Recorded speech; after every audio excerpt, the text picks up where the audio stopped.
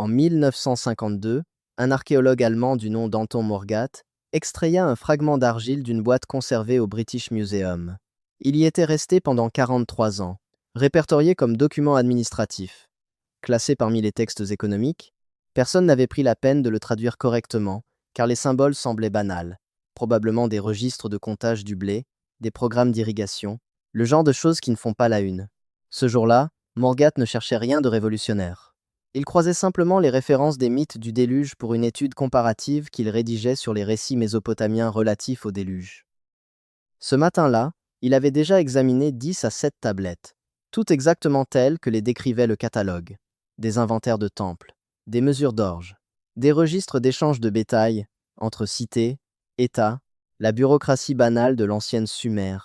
Mais après 3 lignes de la traduction de la BM 96152, il s'arrêta, il posa ses notes, et fixa la tablette pendant 11 minutes sans bouger. Cet après-midi-là, son collègue, le docteur Friedrich Wetzel, travaillait à la même table.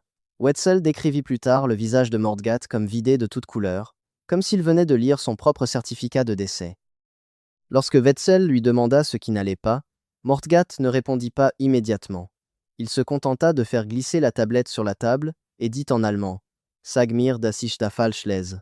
« Dis-moi que je me trompe en lisant ». Wetzel la regarda. Il lut les 3 mêmes lignes.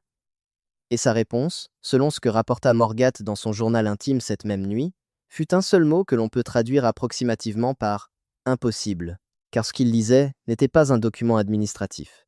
C'était une série de coordonnées, des mesures de profondeur, des instructions directionnelles basées sur les positions des étoiles, et une instruction très précise qui se traduisait approximativement par « la deuxième porte gît sous les eaux là où le soleil s'abreuve aux confins du monde ». La formulation était archaïque, rituelle, le genre de langage réservé aux textes sacerdotaux ou aux décrets royaux. Mais les détails techniques étaient sans équivoque. Une distance mesurée en coudées sumériennes, qui correspondent à peu près à 1 demi-mètre chacune. Une profondeur exprimée dans une unité qui correspond presque exactement aux brasses modernes. Une mesure qui ne devrait pas exister dans les textes mésopotamiens. Et 3 étoiles identifiées par leur nom sumérien, qui correspondent à celles que nous appelons aujourd'hui Sirius dans la constellation du Grand Chien, Aldébaran dans le Taureau et Rigel dans Orion. Des étoiles qui forment un point de triangulation dans le ciel lorsqu'on les observe depuis une latitude spécifique dans le nord du golfe Persique. Aujourd'hui, cette tablette est répertoriée sous la référence BM 96 1152, British Museum, section à accès restreint. Il est possible d'en demander la consultation via le programme d'accès académique du musée, mais la liste d'attente est actuellement de 14 mois, et les références académiques sont rigoureusement vérifiées avant l'approbation.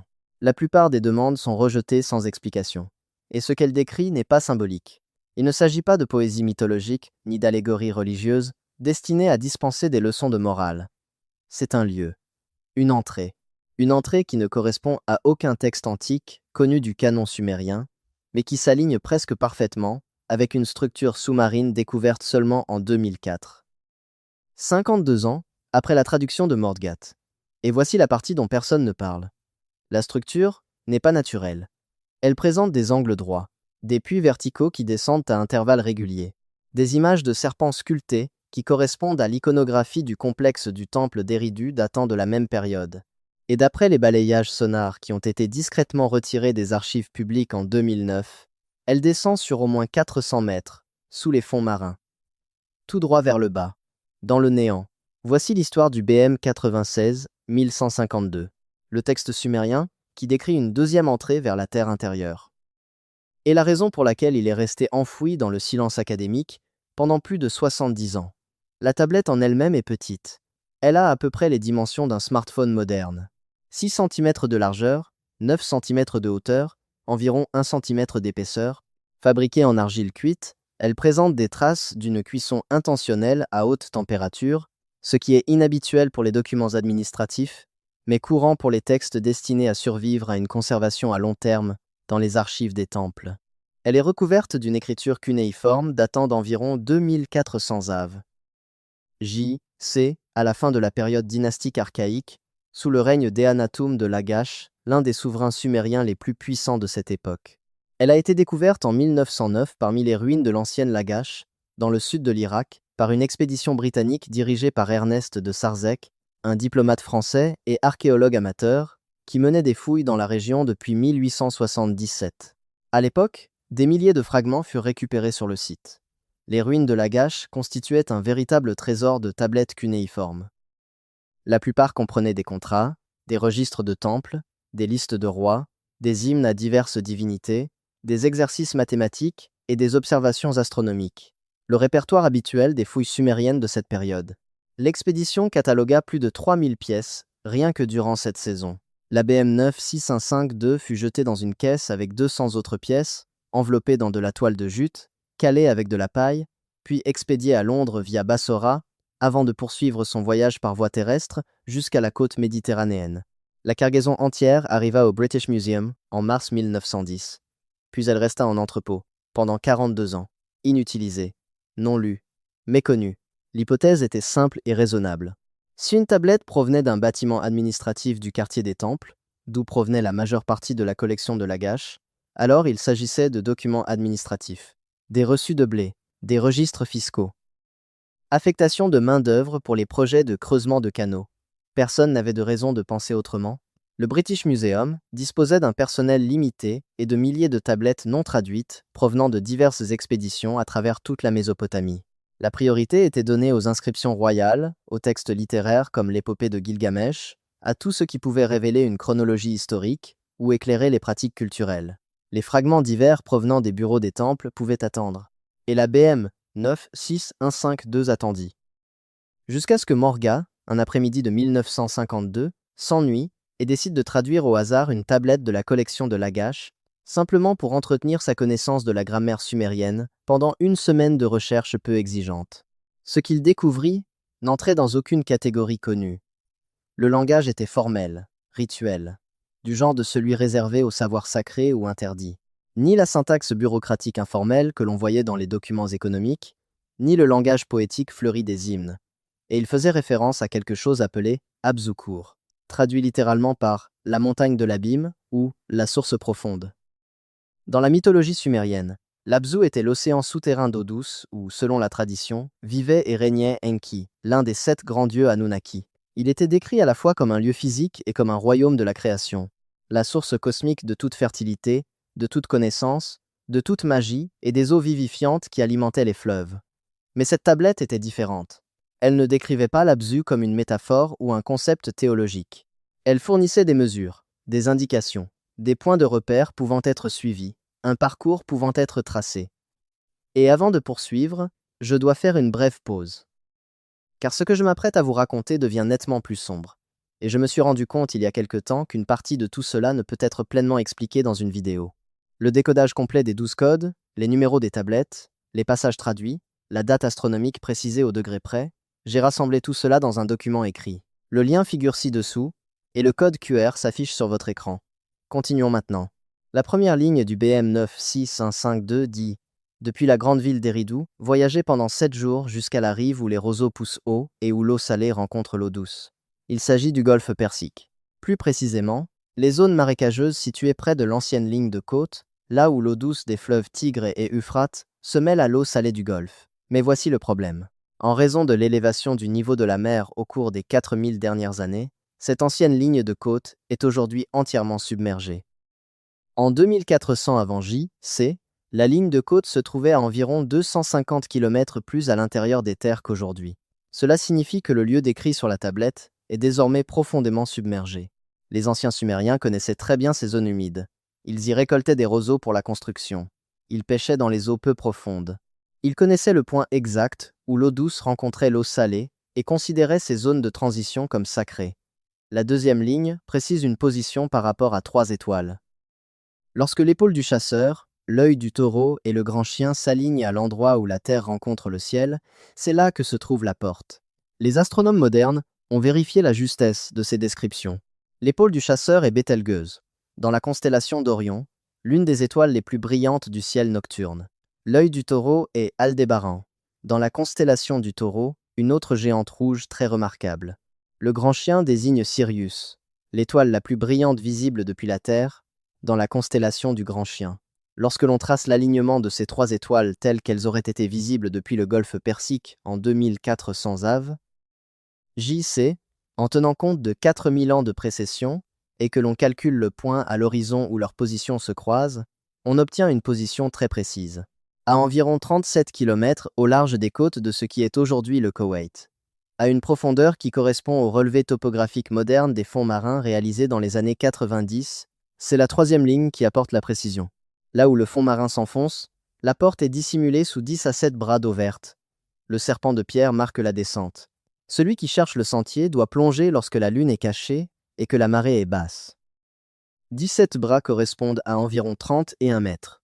Et en 2004, une équipe d'archéologues marins de l'Université du Koweït effectuait des relevés dans la région, à l'aide d'un sonar à balayage latéral, dans le cadre d'un projet sans aucun rapport avec celui-ci. Ils cartographiaient d'anciennes routes commerciales maritimes, à la recherche d'épaves, des fragments de poterie, des traces du commerce de l'âge du bronze, entre la Mésopotamie et la vallée de l'Indus. Et ils ont trouvé quelque chose qui n'entrait dans aucune de ces catégories. Une imposante structure en pierre, à 34 mètres sous la surface, en forme de pyramide à degrés, mais renversée, qui descendait vers les fonds marins au lieu de s'élever au-dessus, avec ce qui semblait être un serpent gravé, long de plus de 2 mètres, enroulé autour de ce qui ressemblait à un puits d'entrée au centre de la structure. La structure a été photographiée sous différents angles à l'aide de caméras sous-marines. Des cartes sonar en 3 dimensions ont été établies, montrant les dimensions précises de la structure. Des carottes ont été prélevées dans les sédiments environnants afin d'en déterminer la datation. Et les résultats ont été stupéfiants. La pierre n'était pas locale. Il s'agissait de granit. Les carrières de granit les plus proches se trouvent à plus de 600 km de là, dans les monts Agro. Quelqu'un avait transporté d'énormes blocs de pierre sur cette distance, il y a plus de 4000 ans, et avait construit cette structure soit sous l'eau, en utilisant des techniques que nous ne comprenons pas, soit sur la terre ferme, avant que le niveau de la mer ne s'élève et ne la submerge. La structure a été officiellement enregistrée auprès du département des Antiquités du Koweït. Les rapports préliminaires ont été présentés aux ministères gouvernementaux compétents. Des articles de recherche ont été rédigés. Puis, quelque chose d'étrange s'est produit. En l'espace de 2 semaines, l'ensemble du site a été classé en vertu des lois sur la protection du patrimoine maritime. Aucune autre plongée n'a été autorisée. Les données ont été supprimées de la base de données archéologiques publique. Le financement de l'équipe de recherche a été supprimé sans aucune explication. Et l'archéologue en chef, le docteur Hamid Osman, a été discrètement réaffecté à un poste administratif au Caire, chargé de cataloguer des fragments de céramique.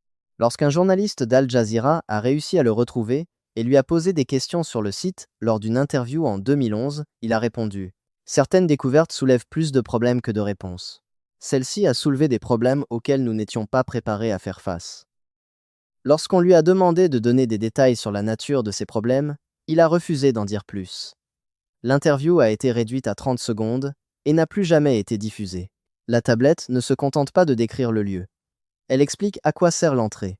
Et c'est là qu'elle renvoie directement aux textes les plus anciens sur les Anunnaki, qui ont été systématiquement ignorés par l'archéologie traditionnelle pendant plus d'un siècle. La 4e ligne du BM 96152 affirme « C'est le chemin que les seigneurs du ciel ont emprunté lorsque les grandes eaux sont venues. Lorsque la porte supérieure a été scellée par la boue et la pierre, ils sont descendus par le passage inférieur. » Il s'agit d'une référence directe à un événement de crue. Pas le déluge, mais une crue, car les documents sumériens décrivent au moins 3 grandes crues sur une période de 2000 ans. La première, vers 2900 av. J.C., est mentionnée dans la liste des rois sumériens comme le moment où la royauté fut balayée et dut être à nouveau fait descendre du ciel. La deuxième, vers 2600 av. J.C. est évoquée dans divers textes économiques comme une perte catastrophique de terres agricoles qui interrompit le commerce pendant une génération. Et l'inondation catastrophique décrite dans la Genèse d'Éridu, puis reprise dans l'épopée de Gilgamesh, datée approximativement de 2350 av. J.C., mais l'expression clé ici est « porte supérieure ». Cette tablette suppose que le lecteur a déjà connaissance d'une première entrée, une porte principale, ce qui signifie qu'il existe d'autres textes, des textes plus anciens, qui la décrivent, et en effet, ils existent. En 1876, George Smith, du British Museum, traduisit un fragment connu aujourd'hui sous le nom de « Genèse d'Éridu ». Il s'agit de l'un des plus anciens mythes de la création de l'histoire de l'humanité. Il précède le récit biblique du déluge d'au moins 1000 ans, voire davantage, selon la manière dont on date les traditions orales qui ont précédé le texte écrit. Dans ce texte, les Anunnaki sont décrits comme descendants du ciel et fondant leur première ville à Eridu, que les preuves archéologiques confirment être l'un des plus anciens sites habités sans interruption en Mésopotamie, remontant au moins à 5400 av. J.C., voire plus tôt. Mais il y a une phrase dans la Genèse d'Eridu qui est généralement passée sous silence, dans les traductions universitaires ou écartée comme un embellissement mythologique. Elle dit « Ils ouvrirent la voie sous la montagne fondatrice et établirent leur demeure à l'endroit où l'eau et la terre se rencontrent, là où la lumière du soleil ne parvient pas. Il ne s'agit ni d'un monde souterrain métaphorique, ni d'une description poétique de la mort. C'est la description d'un habitat souterrain physique, sous terre, accessible par une entrée spécifique, construit spécialement pour être habité. Et la montagne fondatrice, dans la cosmologie sumérienne, fait référence au centre du monde. Le lieu où le ciel, la terre et l'Abzu se croisent. Certains chercheurs estiment que cela fait référence à la grande ziggoura d'Eridu, appelée maison de la nappe phréatique. D'autres pensent qu'il s'agit d'un concept mythologique dépourvu de référence physique. Mais si l'on prend le texte au pied de la lettre, il décrit une montagne ou une structure surélevée dotée d'une entrée menant à un royaume situé sous le niveau du sol, dans un lieu où l'eau douce et la terre ferme convergent. L'interprétation académique actuelle est qu'il s'agit d'un langage poétique désignant un temple construit au-dessus d'un puits sacré ou d'un système de puits profonds utilisé pour la purification.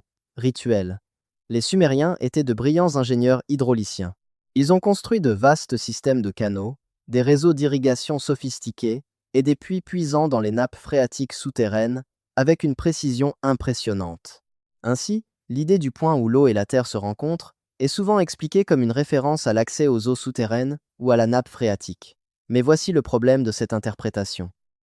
Les mêmes textes qui décrivent l'Abzu contiennent également des détails techniques qui ne correspondent pas à la simple construction de puits ou à des infrastructures hydrauliques de base. Des puits de ventilation qui acheminent l'air depuis le haut, sans ouverture vers le ciel. Des canaux d'eau qui s'écoulent vers le haut et vers le bas par la volonté des pierres, suggérant des mécanismes de pompage ou des systèmes sous pression. Des sources de lumière qui brûlent sans flamme et ne consomment pas de combustible, ce qui laisse penser à une sorte d'éclairage artificiel. Des chambres de stockage pour des aliments qui ne pourrissent pas pendant 100 ans, ce qui implique une atmosphère contrôlée ou une technologie de conservation.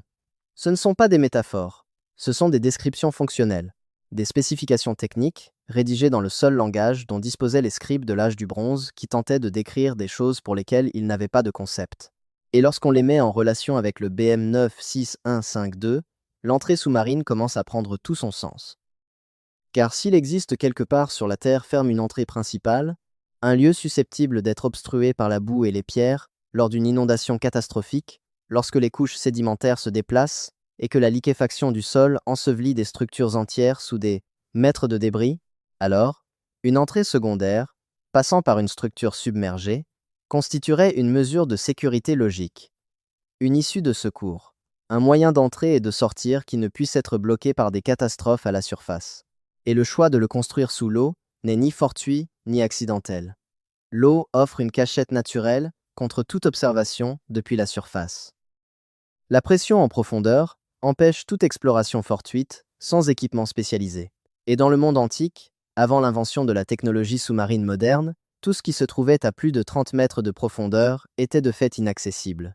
Ce qui signifie que celui qui a construit cette entrée savait qu'elle resterait cachée et inaccessible pendant des milliers d'années, jusqu'à ce que la technologie humaine ait suffisamment progressé pour nous permettre de l'atteindre. Or, il existe une théorie qui circule dans les milieux de l'archéologie alternative depuis les années 1970.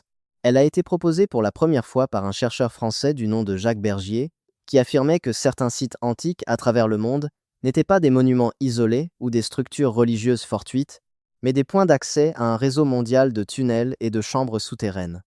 Il les qualifiait de « portails ». Et il affirmait qu'ils avaient été construits bien avant toute civilisation connue, être par une culture antédiluvienne qui possédait des connaissances avancées en géologie, en génie civil et en cartographie planétaire. Bergier est décédé en 1978 dans des circonstances qui n'ont jamais été tout à fait élucidées. Sa voiture a fait une chute depuis un pont dans la campagne française à 3 heures du matin par une nuit claire. Aucune trace de freinage, aucun témoin, aucune panne mécanique n'a été constatée parmi les débris. La version officielle faisait état d'une mort accidentelle due à une erreur du conducteur, Mais ses collègues ont fait remarquer que Bergier était un conducteur expérimenté qui connaissait parfaitement cette route, l'ayant empruntée des centaines de fois. Ses notes de recherche ont été confisquées par les autorités françaises quelques heures après sa mort, officiellement pour des raisons de sécurité nationale liées à des informations sensibles non précisées. Ils n'ont jamais été rendus publics ni mis à la disposition des institutions universitaires. Mais avant sa mort, il avait publié une liste de sites d'accès potentiels dans une revue universitaire à tirage limité, intitulée Foi cahier, de l'inexpliqué, aujourd'hui presque introuvable en dehors des collections privées. 16 sites répartis sur 5 continents, et l'une d'entre elles, désignée sous le nom de code Serpens d'or, était décrite comme une ruine submergée dans le nord du golfe Persique, accessible uniquement à grande profondeur, caractérisée par une iconographie serpentine s'inscrivant dans la lignée du symbolisme religieux mésopotamien. 30 ans avant que la structure ne soit officiellement découverte à l'aide d'un sonar en 2004, mais comment Bergier pouvait-il le savoir? Dans une correspondance privée avec ses collègues, il affirmait avoir accès à une collection privée de tablettes sumériennes qui avait été sortie clandestinement d'Irak dans les années 1920, pendant la période du mandat britannique, alors que la surveillance des sites archéologiques était minimale et que le marché noir des antiquités était florissant. Des tablettes qui n'ont jamais été officiellement répertoriées, jamais traduites par des institutions universitaires, vendues à de riches collectionneurs européens qui n'avaient aucune idée de ce qu'ils achetaient et souhaitaient simplement des objets anciens pour leur collection personnelle. Bergier affirmait avoir vu des photographies d'au moins 4 tablettes décrivant des réseaux souterrains de manière extrêmement détaillée, dont une qui mentionnait une entrée sous les eaux vertes où le serpent dort dans la mer du Nord. C'est presque mot pour mot ce que dit la BM 96152. Et si l'histoire de Bergier est vraie, cela signifie qu'il existe d'autres tablettes, d'autres descriptions, d'autres instructions, conservées dans des coffres-forts privés et des collections privées à travers toute l'Europe, totalement inconnues du monde universitaire traditionnel. Avant de passer au code suivant, arrêtez-vous un instant. Ce que vous venez d'entendre concernant la profondeur et l'anomalie de température, c'est ce qui change tout. Mais cela n'a de sens que lorsque vous le voyez écrit à côté de la notation sumérienne originale. La mesure de la profondeur, le différentiel de température. Tout est dans le document dont le lien figure ci-dessous. Prenez 5 secondes maintenant, ouvrez-le, puis revenez ici. Car ce qui suit s'appuie directement là, dessus. Le lien se trouve dans la description. Le code QR est sur votre écran. Revenons à la structure elle-même. Celle qui a été découverte en 2004, puis immédiatement classée secret d'État. D'après les données limitées qui ont fuité avant que le site ne soit scellé, les balayages sonars ont révélé une base pyramidale en gradin d'environ 60 mètres de large à la base. Elle descend en 4 niveaux distincts, chacun d'environ 3 mètres de haut. Chaque niveau est sculpté de symboles correspondant à des glyphes sumériens connus qui désignent l'eau, la descente et le sacré ou l'interdit. Au centre de la base se trouve un puits, circulaire, d'environ 12 mètres de diamètre. Le puits a été balayé à l'aide d'un sonar à pénétration jusqu'à une profondeur de 430 mètres avant que le signal de retour du sonar ne devienne trop déformé pour être lu avec précision. Il est profond, plus profond que n'importe quelle construction antique connue. La grande pyramide de Gizeh s'enfonce d'environ 30 mètres sous le niveau du sol jusqu'à sa chambre souterraine. Le plus profond puits minier antique jamais découvert, en Autriche, s'enfonce d'environ 200 mètres. Cette structure atteint au moins le double de cette profondeur. L'équipe a estimé qu'à cette profondeur, le puits pouvait se terminer dans la roche solide ou se prolonger dans un réseau de grottes naturelles, s'étendant encore plus en profondeur. Mais voici l'élément étrange qui a été signalé dans le rapport de recherche original. La température de l'eau autour du puits s'est avérée supérieure de 3 degrés Celsius à celle des fonds marins environnants à la même profondeur. C'est significatif. À 34 mètres de profondeur dans le golfe Persique, la température de l'eau devrait être relativement stable et uniforme, oscillant entre 10 à 8 et 20 degrés Celsius tout au long de l'année. Des variations, même d'un seul degré, indiquent généralement la présence de sources géothermiques, d'une activité volcanique sous-marine ou d'autres caractéristiques géologiques significatives. Or, dans cette zone précise, aucune caractéristique géologique susceptible d'expliquer une anomalie thermique de 3 degrés n'est connue. Aucune faille, aucune activité volcanique, aucune source hydrothermale répertoriée dans aucune étude géologique. Ce qui signifie soit qu'il existe une source de chaleur encore inconnue dans les profondeurs des fonds marins, soit que quelque chose à l'intérieur même du puits génère de l'énergie thermique. Le docteur Haussmann, l'archéologue qui a été muté après la découverte, a accordé une seule interview avant de cesser complètement de s'exprimer dans la presse. Dans cette interview accordée à un magazine culturel irakien, on lui a demandé directement s'il pensait que cette structure était une tombe, à l'instar des chambres funéraires submergées découvertes au large des côtes d'Alexandrie, ou bien un temple qui aurait été construit sur la terre ferme puis submergé par la montée du niveau de la mer. Il a répondu « Ni l'un ni l'autre. Elle est fonctionnelle.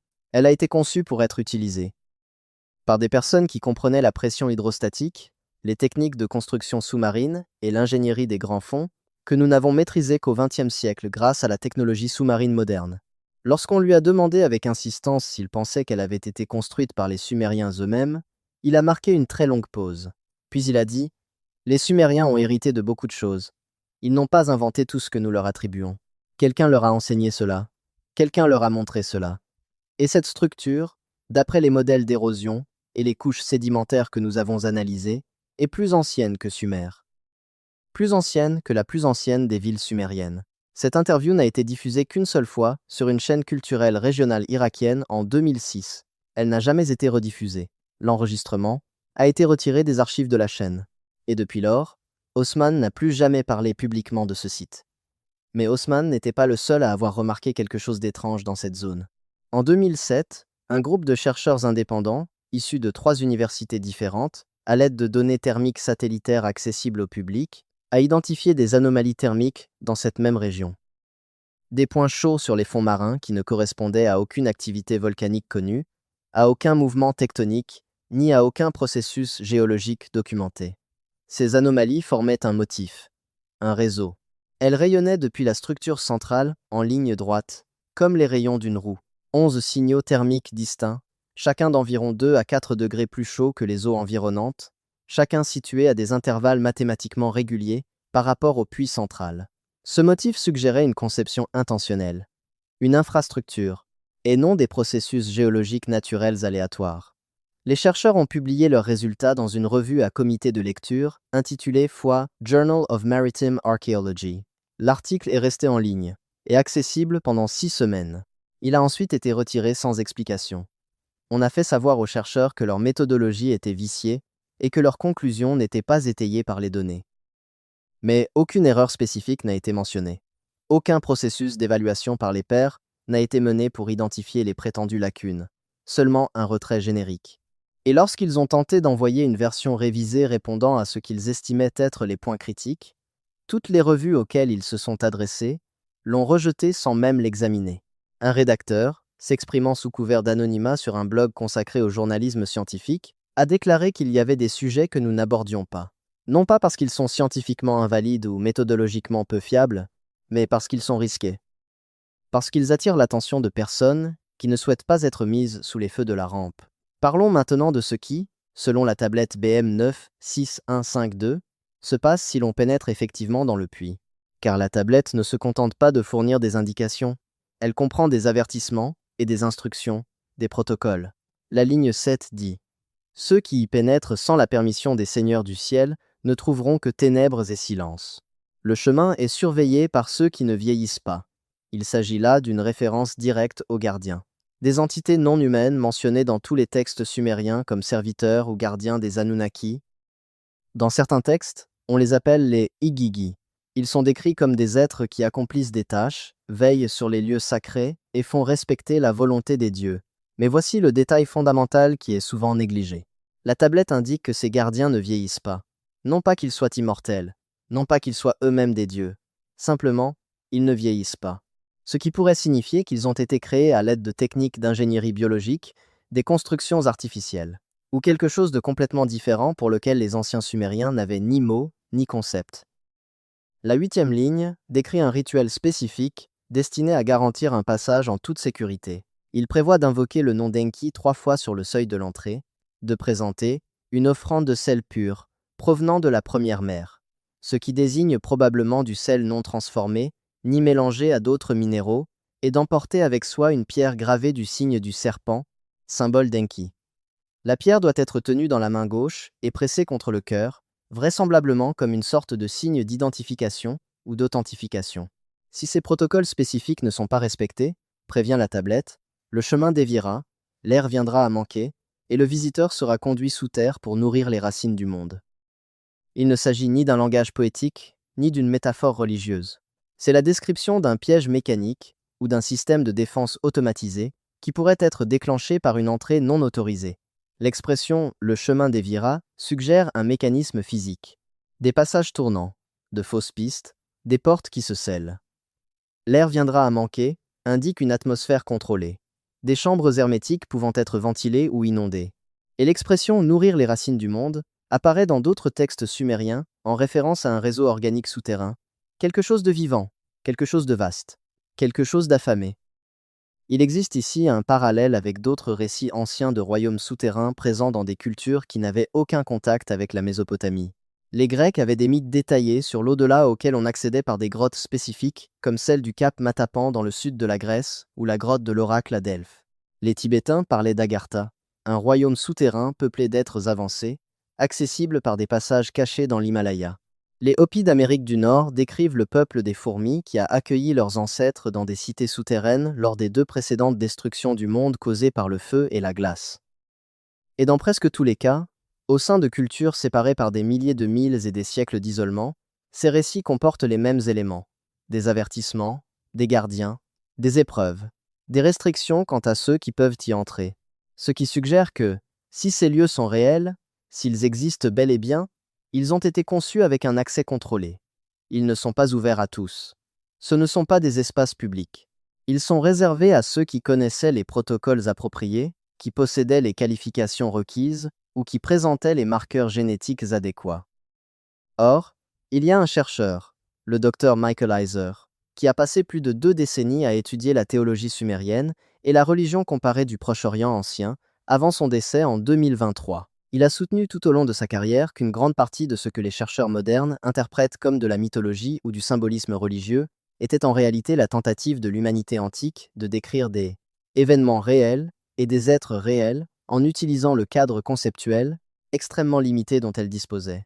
Il a souligné que les textes sumériens sont incroyablement précis et cohérents dans leur description de la technologie des Anunnaki, des machines volantes appelées Shems, capables de parcourir de grandes distances. Des armes qui brûlaient comme le soleil et laissaient la terre calcinée et empoisonnée pendant des générations.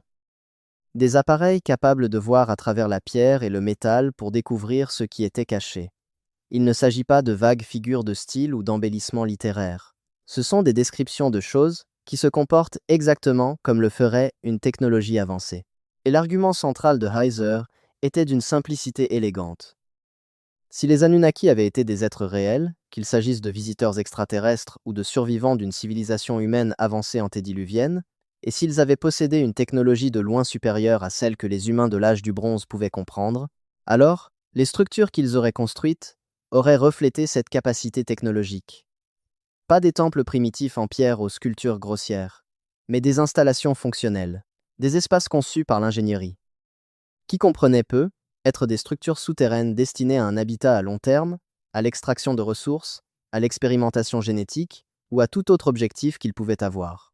Il estimait que l'Abzu, tel que décrit dans des centaines de textes sumériens, était un lieu physique réel, un complexe souterrain où les Anunnaki vivaient et exerçaient leur activité, et que les différentes portes et entrées mentionnées dans les textes constituaient des points d'accès à ce réseau. Les dernières lignes de la tablette sont les plus énigmatiques et potentiellement les plus importantes. Les lignes 10 à 12 disent « Lorsque les étoiles reprendront leur place et que la montagne de feu se réveillera, les seigneurs du ciel émergeront de la voie inférieure. La deuxième porte s'ouvrira. Et ceux qui sont restés en bas marcheront à nouveau parmi les vivants. Il s'agit là d'un langage apocalyptique, d'une prophétie. Mais cela est aussi explicitement lié à des événements astronomiques observables. Le retour des étoiles, à leur place, fait presque certainement référence à un alignement céleste spécifique lié à la précession. Un moment où les étoiles occupent dans le ciel les mêmes positions qu'elles occupaient à une date antérieure significative. La montagne de feu pourrait être un événement volcanique. Le mont Ararat en Turquie orientale peut être, ou bien l'une des chaînes volcaniques des monts Zagros qui ont connu des éruptions catastrophiques à plusieurs reprises au cours de l'histoire documentée. Et l'émergence des seigneurs du ciel par la voie inférieure n'est ni une résurrection symbolique, ni une renaissance métaphorique. C'est un retour physique, des êtres qui émergent du sous-sol, par la deuxième porte, celle qui se trouve sous l'eau. L'astronomie sumérienne était incroyablement avancée pour l'époque, peut être même de manière suspecte. Il comprenait la précession, cette lente oscillation de l'axe terrestre qui fait que la position des étoiles se déplace progressivement au fil des milliers d'années. Ils la surveillaient méticuleusement, ils l'enregistraient dans des journaux astronomiques, et ils ont construit tout leur système calendaire autour de ce phénomène. Un cycle de précession complet dure environ 26 000 ans. Mais au sein de ce modèle plus large, il existe des cycles plus petits, les nœuds, des points où des alignements spécifiques se répètent à des intervalles prévisibles. Et certains chercheurs pensent que les Sumériens ont codé des prédictions dans leurs textes, des dates précises auxquelles certaines conditions cosmiques se seraient répétées, déclenchant l'événement ou la transformation qu'ils décrivaient. Ce qui signifie que si le BM9 6152 prédit réellement un retour d'une certaine nature, il pourrait fournir une période de temps précise, pas vague, pas n'importe quel jour dans un avenir lointain, mais une date calculable à partir des positions stellaires, qui peut être reconstituée a posteriori, ce qui nous amène à nos jours. En 2019, un navire marchand, opérant dans le nord du Golfe, Persique a signalé un contact sonar qui ne correspondait à aucune épave connue, ni à aucune caractéristique géologique répertoriée dans aucune base de données de navigation maritime. Il s'agissait du MV Baltic Horizon, immatriculé à Riga, en Lettonie. Un porte-conteneurs transportant des pièces détachées automobiles et des appareils électroniques grand public de Kuwait City, à Dubaï. Une cargaison standard sur une route que ce navire avait déjà parcourue des dizaines de fois auparavant. Mais, à 3h10 à 7 du matin, le 12 mai, leur officier de navigation, un homme du nom de Dmitri Volkov, qui comptait 15 ans d'expérience dans les eaux du Golfe, remarqua quelque chose d'extrêmement inhabituel sur l'écran du sondeur.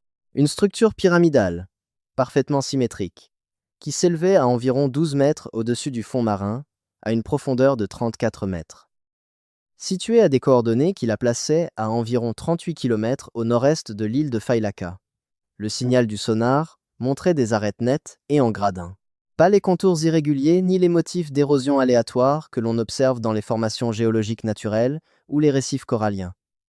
Cette structure présentait des angles droits, des niveaux bien définis qui descendaient à intervalles réguliers. Et d'après le sondeur du navire, qui fonctionnait simultanément sur une fréquence différente, il y avait un vide sous la structure. Un espace ouvert, vide. L'ombre acoustique suggérait soit un intérieur creux, soit un puits descendant au-delà du fond marin visible. Volkov prit plusieurs captures d'écran de l'affichage du sonar, sous différents angles. Il nota les coordonnées GPS exactes. Et il remit un rapport de routine aux autorités maritimes, comme le prévoit le droit maritime international pour tout obstacle non signalé ou danger à la navigation susceptible de constituer une menace pour la navigation. Et en l'espace de 72 heures, la zone fut déclarée zone d'exclusion militaire par le gouvernement du Koweït. Aucune explication ne fut fournie au public. Aucun communiqué de presse ne fut publié. Aucune annonce dans les médias locaux ou internationaux.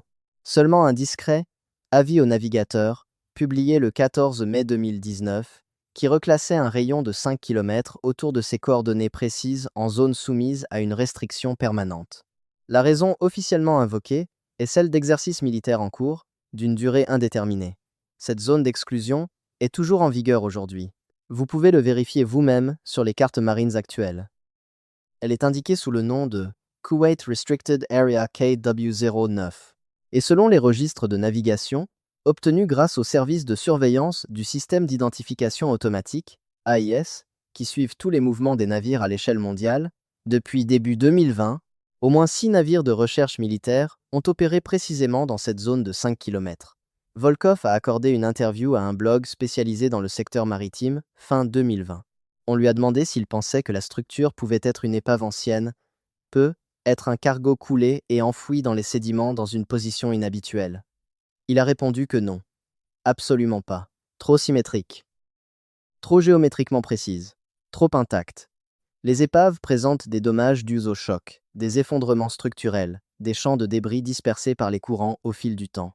Celle-ci semblait avoir été construite, placée délibérément. Lorsqu'on lui a demandé s'il pensait qu'il pouvait s'agir d'une structure ancienne, peut être d'origine sumérienne ou pré-sumérienne, il a répondu « Je ne suis pas archéologue. Je ne sais pas à quoi devraient ressembler les anciennes pyramides sous-marines. Mais si quelqu'un possédant les qualifications requises me disait que les Égyptiens ou les Sumériens ont construit quelque chose là-bas, dans le Golfe, il y a 4000 ans, et que cela a fini par être submergé, Je le croirais à 100% après avoir vu cette image du sonar. La géométrie était trop parfaite, trop intentionnelle, trop sophistiquée. Alors, qu'y a-t-il vraiment là-dessous? Si le document BM96152 est exact, si les coordonnées et les descriptions correspondent à la réalité, alors il s'agit d'une entrée. Un puits qui s'enfonce d'au moins 400 mètres sous terre, s'étendant peu, être bien plus profondément encore dans des réseaux de grottes non cartographiées ou des galeries artificielles. Construits par des personnes possédant des connaissances en hydrostatique, en ingénierie de la pression, en construction sous-marine et en astronomie qui, selon toute conception historique conventionnelle, n'aurait pas dû exister en 2400 avant JC. Surveillés par quelque chose que les textes anciens décrivent comme des gardiens qui ne vieillissent pas. Des entités qui ne relèvent pas de notre compréhension actuelle de la biologie, de l'intelligence artificielle ou des systèmes de sécurité automatisés, et reliées à un réseau plus vaste de structures souterraines qui pourraient s'étendre à l'échelle du globe, avec des traces thermiques suggérant l'existence de systèmes actifs, toujours en fonctionnement et générant de la chaleur après des milliers d'années d'abandon présumé.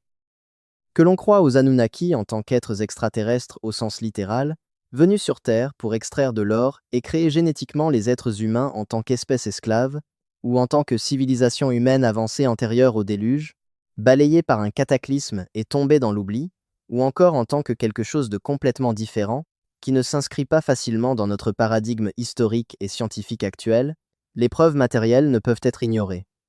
La structure existe. Elle a été balayée à l'aide de technologies sonars modernes. Elle a été photographiée avec des caméras sous-marines. Des carottes ont été prélevées dans les couches géologiques environnantes. Et tout cela a ensuite été enfoui sous de multiples niveaux de secret militaire et de silence académique imposé, ce qui signifie que quelqu'un occupant une position d'autorité considérable estime qu'elle est réelle. Quelqu'un ayant accès à des informations confidentielles et à des ressources militaires estime qu'elle est suffisamment importante pour être gardée secrète. Suffisamment importante pour déployer plusieurs navires de recherche équipés de ROV coûteux pour les eaux profondes et d'équipements de forage spécialisés. Suffisamment importante pour contraindre au silence des témoins civils comme Volkov par le biais de visites de conseillers en sécurité anonyme. Et cette personne dispose de ressources, de contacts et d'une autorité institutionnelle qui vont bien au-delà de la simple curiosité académique ou de la conservation archéologique habituelle. Les Sumériens nous ont laissé une carte. Il y a 4000 ans, ils ont codé l'emplacement d'une deuxième entrée menant à ce qui se trouve sous terre. Nous avons trouvé la destination. La technologie moderne a localisé la structure exactement là où l'ancienne tablette indiquait qu'elle se trouverait. L'entrée est là, marquée par un serpent de pierre, à 34 mètres de profondeur, à seulement 3 mètres de la distance de 10 à 7 bras, spécifiée dans un texte rédigé, alors que l'âge du bronze n'en était encore qu'à ses débuts. À présent, la seule véritable question qui subsiste est de savoir si l'humanité dans son ensemble est assez courageuse pour exiger des réponses sur ce qui nous attend au fond de ce puits. Ou bien si nous allons collectivement laisser ce puits rester enfoui, classé et oublié comme tant d'autres vérités dérangeantes dans les eaux sombres où le serpent dort.